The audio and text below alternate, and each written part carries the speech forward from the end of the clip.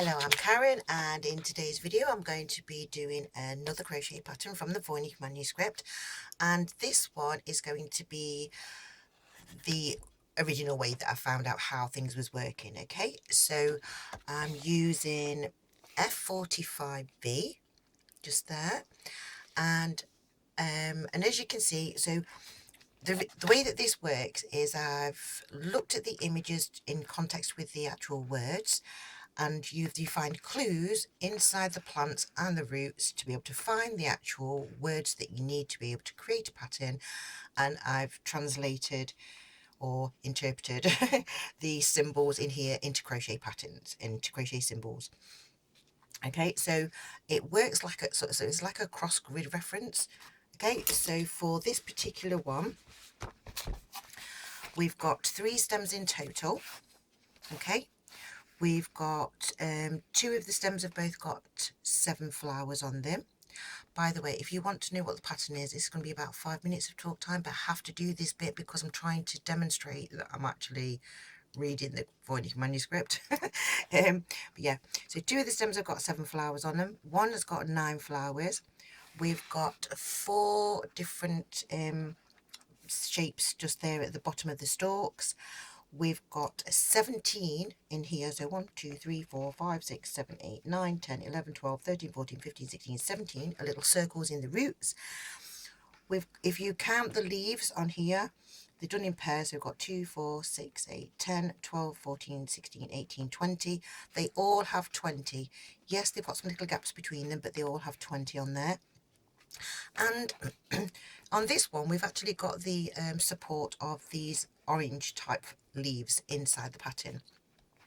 So the way that it works, we look at the fact that we've got 3 stems.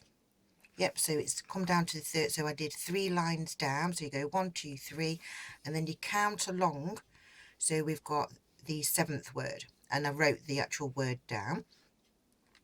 And then I did 3 lines up and did the 7th word, because we'd got 2 lots of 7 in there, just because I've got to check everything. I did the 2nd line down and the 9th word, because we've got, this is in between the 2 just there. And then we've got, I did the 7th line down and the 4th word, because we've got the 4 things there. So that's how I found the words that I found. Okay, so the words, or the symbols as they are looking like this. Are we focused in on that? So I wrote them down so you can see what they are. So even though that this one here looks very similar to that one, it is actually a different symbol. Okay, and what I did previously, and I shared in the other video, is that I've done the abbreviations. I don't know why, when I spoke to Lisa Fagan Davis about this, she didn't want me to use the word translation. She changed it to my interpretation, because I suppose at this stage you can say it's not actually been confirmed. Okay, so what I did is I wrote down all of the different symbols that I've been able to actually work out what they are on the left hand side. So that's where I've got VM, which is Voynich manuscript. I've got them written down in UK terms because I am from the UK, and honestly I read it as the UK pattern, and then I've got the US term, so that we've got the different translations there. The triple treble, I'm not sure whether in America they call it a quadruple crochet or not, so I've actually got a question mark next to that, just because I'm not entirely sure how they do it. My other clues that I've worked out from the actual manuscript is, if you have a circle in the bottom left hand corner, it normally means that the pattern begins with a chain and you go backwards and forwards. And if it's got any other symbol in the bottom left hand corner, it's normally to go around, because in crochet we either go backwards and forwards or we go round and round. Okay, so what I did is I used the clues from the actual plants and the actual roots, find them, and then work out what do they translate into crochet terms, and then actually crochet them up. So for this one here, so the first symbol so this 9, if we look at if we go on here, look, so look at the number 9, it's a repeat, so it means that we have to do something repetitively. The next symbol that we've got is a half treble in the oops, so you can't see that, that's a half treble in UK terms, or it's half double in America. Then we've got these C's, which has got the little lines, which is, it can be, so we've got like 2 C's, which is equal in a chain and a circle, so that means to do 2 chains. Sometimes we have things where it looks like that, where you actually work in between the chains, but we haven't got that for this particular one. So and then we've got this new symbol at the end, which is my latest symbol, which means to miss or to skip something. So it can either be miss a chain or miss a stitch. So what I'm going to do is actually crochet this this one up. So I've got the translation, so we've got what it means. Okay, so what we're going to do is we're going to use the things that with the clues that we've got inside the actual manuscript, and then show you that I know that we're doing things right because they actually match up with the images on the actual page. Okay, so let's just move these little bits out of the way. Oh, by the way, I'm using this book here. Okay, this is the Voynich manuscript there. These are actual photos of the actual manuscript, and these are smaller than the actual book, and I've found that if you do a 4mm crochet hook, the scale is correct. So if you went up in the book, in the real book, it's either going to be a 4.5mm or a 5mm hook to be able to do these things. Let's just sort of move that out of the way a bit so we've got some space so you can see what we're actually doing. Okay, so we're going to begin with a chain of 17 because there were 17 in the roots of those circles. So it's 1, 2, 3, 4, 5, 6, 7, 8, 9, 10, 11, 12, 13, 14, 15, 16, 17. Now the actual symbol it says to use is the half treble crochet in the UK, or it's a half double in the US. So to do that, we're going to go into the second chain, go to yarn over, go into the chain, yarn over, pull through, yarn over and pull through all 3 stitches or loops that's on the hook. Then do a chain of 2 because we've got chain 2, and then we've got to miss something, so I decided we're going to just miss 1 chain, and we worked into the next chain, and we do, so the next section is to do half double crochet, and it's showing that these are repeats. Okay, so to be able to repeat that, we're going to go half double crochet, chain 2, skip 1 or miss 1, half double crochet. Yep, whoops a daisy. And then it's going to be the same again, so it's half double crochet for you in the US or half treble if in the UK, chain 2, miss or skip 1 of the chains and work the half double crochet or half treble crochet again. And then we start it again, so we're going to go the half stitch, whichever you want to call it, chain 2, miss 1 or skip a chain and do it again. And so we're going to get into the next stitch, it's the half stitch, chain 2, miss 1, and we do a half there, and we've got 1 chain left, so we're going to do like we was carrying it on, because I've discovered that the twist, this symbol here means a twist, so you're either going to turn your work or it's a twist as in you can actually change a stitch, but for this particular one we're going to go, so we actually get to the end of there, we want to continue, we want to go up, so we're going to do chain 2, turn, which could then be the twist. Oh my gosh, can you see that? Look, I've got a terrible knot in my yarn. Never mind, I'm going to carry on. Now, in between the actual stitches there, we're going to actually work the half stitch again. Then we're going to do a chain 2, skip the chains, and then, because then we've got, the pattern then tells us to do 2. So this here is 2 half double crochet, chain 2 and miss something. So we're going to then do 2 half double,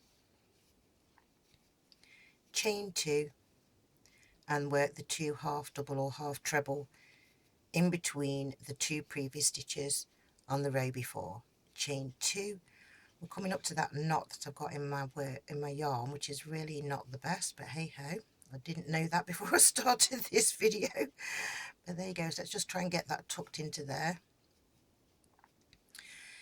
Chain 2, and then we want to work the 2 stitches into this here, and then we'll do a chain 2, and then at the very end I found it easier just to go into the top of this stitch that was just there, just because it was easier, and we're going to work the 2 stitches in the end there. Okay, so you can see, and as you see, it's kind of, it looks a bit messy and we've got a strange curve going off there, but I was like, okay, I was like, I'm going to keep on going with this one because I'm trusting in it. I was like, I wasn't sure if I was right or if I was wrong because they're all experiments, and so it was like I got to, oops, I've got tangled up there. I thought I've got to keep on going because if I'm wrong, so I just do 1 there, then do chain 2, and then do 2 in there. So I thought if I'm wrong, obviously, then it's just back to the drawing board, try again. And because I found that this method is actually working repetitively throughout the actual book, look at that there, that's my the messy tail and messy knot thing on there, that's sticking out. If that happens to you while you're actually doing something yourself, what you can do, let's just demonstrate because this was completely unexpected. Get your scissors and you can just trim off that fluff and it'll make it a lot neater. So chain 2 and just keep working. So this was just a repetitive pattern going backwards and forwards. And so I know that if you come across some of the older books, remember the Voynich manuscript is actually written, or the actual book was made in the 1400s. They can't prove when the writing was actually done, but if it was done in the 1400s, it makes sense because of what we come across when we actually get to the patterns in the 1800s, where they just expect you to know what to do at certain places. So this is what it started to look like, and I was like, I'm not sure if I'm doing it right or wrong. So what I'm going to do is I'm just going to get the book back and just demonstrate. Okay, so if we just pull that tail end up there, if I turn it over and I actually get the piece of work and I actually put it over the image, we can see that the curvature of this part of the root actually matches up with the curvature of the actual work that I'm making. And it fitted because we've got these little bits at the end, and I was like, whoa, it fits. Not only that, I noticed at that point that this row of stitches started to line up with this stem. Okay, so what I'm going to do now is just move forward so you know what the pattern is. It's a repetitive pattern, and we're going to go. So remember I said that there's 20 of these leaves in the actual pattern itself, or in the picture. Okay, so this one has got, so if we count the very first row that we did as row 1, so we've got 1, 2, 3, 4, 5, 6, 7, 8, 9, 10. Yeah, so we tip it on there. We've got the curve to this side because we've got a straighter side this side. And as you can see then at this point, all of the stems all line up with the actual pattern.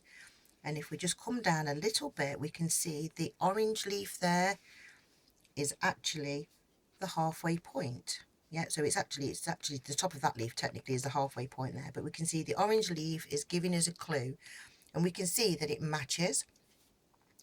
So because I could see at that point after 10 rows it matched, I was like, okay, then let's go for the 20 rows, which then makes you this piece, which looks like that. So you can see the definite curve shape that side, but it's straighter that side. This is what, just to make sure, so you can prove 1, 2, 3, 4, 5, 6, 7, 8, 9, 10, 11, 12, 13, 14, 15, 16, 17, 18, 19, 20. Tip it over, and we can see we match up the corner there. We can see that this actually covers the whole of the text, and with this one, so we would know 1, 2, 3, they was matching up with the stems there. The fourth one matches up with that P. Let me just see if I can just, oops, I just dropped my scissors on the floor. It's okay because I'm not going to need them for now. Let's put this back. My tail end stuck there. I just want to show you, so if you can see, we just move that down. Oops, I've misaligned myself. We can see that the P is sticking out at the top, at the right hand, just right at this very section there with that one there. So I was like, well, it does match, it fits the actual page. So I turned it this way round because, as you do, experimenting. So if I line up the edge, so the very end of the row that I've done, so if I line it up with the top of the actual flower there, we can see that it comes down and it actually, can we see this? I've got to try and hold it. We can see it actually makes it to the end. You know where the 4 circles are at the bottom? You can see that that's matching up with that, and it's matching up with that flower there. So as I said in my first video that I've done about the Voynich manuscripts I've left published, we can see that whoever was actually making these designs were actually crocheting, and they were using the pieces that they made to be able to help them draw the images in the actual book. Okay, so that is my second one. This one obviously doesn't use anything to do with the number 8s in it, but for those of you that just want to just have a quick, I'm just going to put the symbols back just so that you can see. So we've actually got all of these symbols. I've now done 20 symbols of what they actually mean from out of the manuscript, and I've got them written down in English terminology and American terminology, and we can see that these match up. Okay, so happy crocheting everybody. Thank you for watching, thank you for liking, thank you for sharing, thank you for subscribing. Bye for now.